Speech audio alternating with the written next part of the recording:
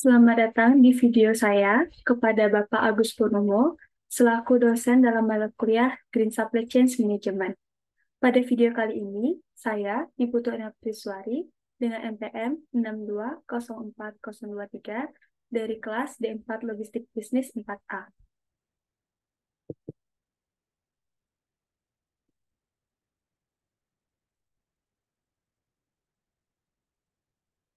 Pada video kali ini, saya akan membahas terkait dengan 4 pembahasan. Yang pertama adalah Supply Chain Management, yang kedua adalah dampak dari Supply Chain Management, yang ketiga Green Supply Chain Management, dan yang terakhir adalah 5 topik Green Supply Chain Management. Yang pertama adalah pengertian dari Supply Chain Management.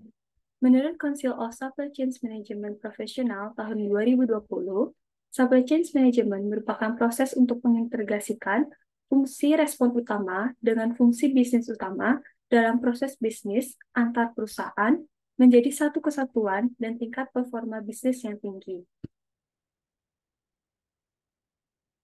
Selanjutnya adalah dampak Supply Chain Management. Kita ketahui bahwa perdagangan dan industri telah mengalami perubahan besar selama beberapa dekade terakhir seperti kekuatan politik, sosial, teknologi, pasar, dan juga ekonomi. Seluruh organisasi diharuskan untuk mewajibkan dalam mempertimbangkan dampak bisnisnya terhadap lingkungan alam. Permasalahan lingkungan ini dapat terjadi melalui berbagai media seperti udara, air, dan tanah dalam tingkat global, regional, maupun lokal. Hal tersebut tentu akan membahayakan makhluk hidup karena terjadi fenomena-fenomena yang mengakibatkan meningkatnya jumlah kepunahan spesies dari hewan maupun tumbuhan. Menurut buku yang saya baca, yaitu Supply Chain Management, A Concise Introduction, di sini terdapat 3 tahapan atau 3 lingkungan yang memang terjadi akibat dari permasalahan lingkungan tersebut. Yang pertama, secara global, terjadi permasalahan seperti global warming dan juga perubahan cuaca. Yang kedua adalah berkurangnya lapisan ozon. Dan yang terakhir adalah terjadinya kepunahan spesies. Kemudian, dari tingkat regional, yang pertama adalah berkurangnya hutan. Yang kedua adalah terjadinya hujan asam. Dan yang terakhir terjadinya polusi air. Kemudian yang ketiga, dari skala lokal, itu terjadi karena penggunaan bahan kimia yang berlebih seperti pestisida, dan juga terjadi penggunaan pembuangan limbah yang tidak sesuai dengan prosedurnya. Selanjutnya, topik yang ketiga adalah Green Supply Chain Management. Seiring dengan berjalan waktu, masalah-masalah lingkungan tersebut harus diciptakan solusinya untuk keberlanjutan. Oleh karena itu, beberapa ilmuwan beserta dengan pemangku bisnis menghasilkan suatu terobosan baru yang disebut dengan Green Supply Chain Management. Penerapan Green Supply Chain Management ini tentu didukung oleh teknologi yang menghasilkan beberapa inovasi dalam mengurangi dampak negatif terhadap lingkungan. Menurut Wang dan Gupta tahun 2011 menyatakan bahwa Green Supply Chain Management merupakan pelaksanaan supply chain yang terintegrasi untuk melaksanakan aktivitas yang ramah lingkungan dari seluruh aspek rantai nilai.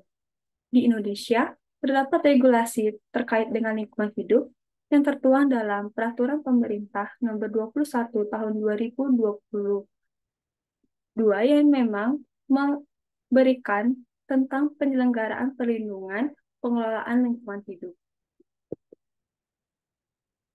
Green Supply Chain Management merupakan perpaduan pengelolaan rantai pasok reguler dengan kesadaran lingkungan, penekanan pada produktivitas hijau, dan penurunan dampak lingkungan pada setiap mata rantai dalam rantai nilai. Caranya, yang pertama, mengurangi konsumsi energi, mengurangi konsumsi sumber daya alam, mengurangi polusi terkait masalah, serta meningkatkan daur ulang untuk memanfaatkan lebih lanjut penggunaan bahan baku. Yang terakhir, di sini akan dijelaskan terkait dengan 5 topik Green Supply Chain Management. Jadi, menurut SUS dan Sarkis tahun 2004, 5 topik Green Supply Chain Management ini terdiri dari yang pertama adalah eco-design. Eco-design merupakan desain ramah lingkungan untuk menghasilkan rancangan produk dalam mengurangi konsumsi material dan energi, dapat digunakan kembali, recycling dari recovery material maupun komponen-komponen lain. Selanjutnya, desain produk ini harus memiliki batasan dalam penggunaan bahan-bahan berbahaya, serta desain untuk merumuskan prosedur pembuatannya. Sehingga diperlukan kolaborasi antara perusahaan dengan pemasok maupun pelanggannya untuk menciptakan desain ramah lingkungan yang tepat. Selanjutnya adalah green purchasing. Green purchasing merupakan inovasi atas kegiatan pembelian tradisional yang mencakup e-procurement yang memang digunakan untuk mengurangi sampah kertas serta menggunakan kontrak jangka panjang dengan dimensi lingkungan. Hal terpenting dari praktik green purchasing adalah bekerja sama dengan pemasok potensial yang memiliki kualifikasi ramah lingkungan. Perusahaan dapat melakukan audit sistem manajemen antara pemasok dan mengintegrasikannya melalui evaluasi pemasok keseluruhan, sehingga perusahaan mendapatkan material dengan label ramah lingkungan, tidak berbahaya, serta material dapat di-recycle, reuse, maupun remanufacture. Yang ketiga adalah Internal Environment Management atau EAM, merupakan 3 subkelompok yang membahas terkait sistem pengelolaan lingkungan, pengurangan konsumsi sumber daya, dan juga pengurangan emisi polutan.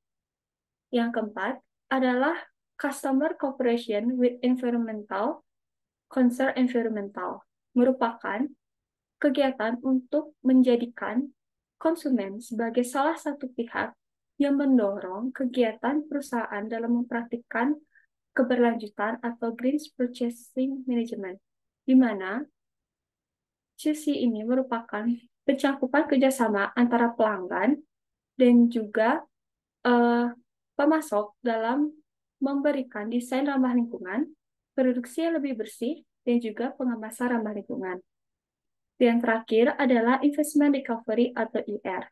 IR mencakup dengan pemulihan investasi atau penjualan, kelebihan persediaan atau bahan baku, yaitu penjualan barang bekas dan bahan bekas, serta penjualan kelebihan peralatan modal.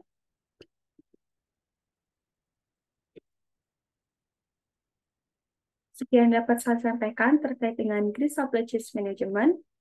Terima kasih sudah menonton video saya. Untuk materi selanjutnya akan dijelaskan dalam video yang berbeda. Terima kasih.